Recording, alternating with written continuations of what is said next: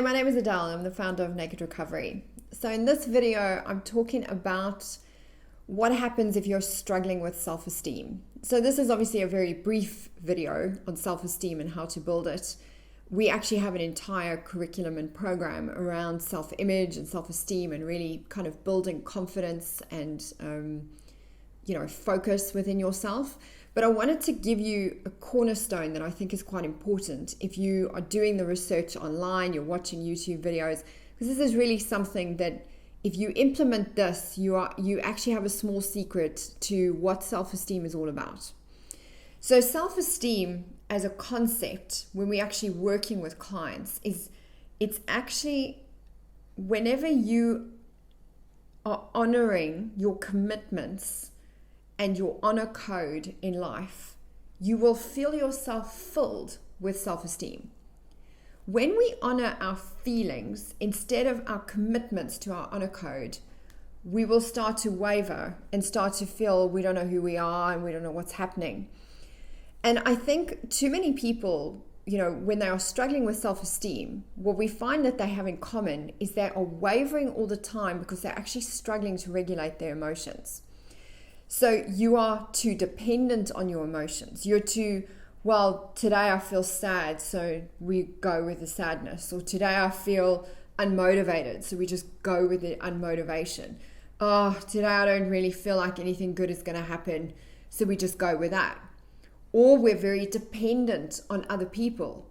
She looked at me today and gave me a big smile, so I had a great day. Or, my boss had a really hardcore conversation with me, so I had a terrible day. Basically, what we're saying is your sense of self and your location and locus of control is completely associated outside of yourself.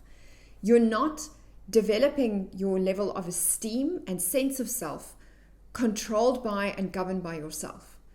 And that's really a secret that you need to learn to do if you want to have higher self-esteem. You've got to stop focusing on what other people are saying and using their approval as your barometer for who you are. Your barometer for who you are is how closely you live to your own code that you develop yourself. And self-love is a function of guarding that code with boundaries. The more boundaries you set, the more self-love you have. The more you live your code, the higher your esteem. The more you do work that has great meaning and is close to your code, the more you feel like your life has meaning and your life has purpose. So my tip for you would be stop focusing so much on what other people say, think, feel. Don't focus on posting photos and doing things out there in social media where you're looking for likes and you're trawling for external validation from people. This is a zero-sum game. It's too flaky. It's too focused on and dependent on other people to give you that sense of who you are. If you want to figure out who you are, develop your code. Work out what your mission is in your life. And if you don't know what that is, come and join one of our programs to figure out what your code is and what your principles are and who you are as a human being. The sum of those codes and principles and the sum of your personas and your kind of character sum up who you are as a human being. Then you live that. You honor your code and your commitments and your personas and your kind of principles. You don't honor, this is how I feel from day to day, because this blows around like a breeze, like a leaf in the breeze rather, and it's just up and down and this way and that way. This is solid. This we can count on. This is under your control. If you're not sure how to navigate all of this, no problem. Come and do one of our programs. But go and do some journaling. Go and write down, what is my code? Let me practice today actually being my code instead of being my feelings. Let me honor this.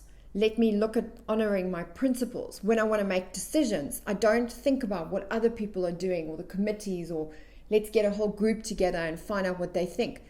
No, we check the decision against the code. Will this decision support the code or not support the code? Okay? It's not going to support the code. The decision is no. Your code is actually your inner barometer for living a life that is true and honors yourself. And in relationships with other people, when you're finding yourself feeling a loss of power and you're feeling yourself being violated, it means you're not guarding your code enough.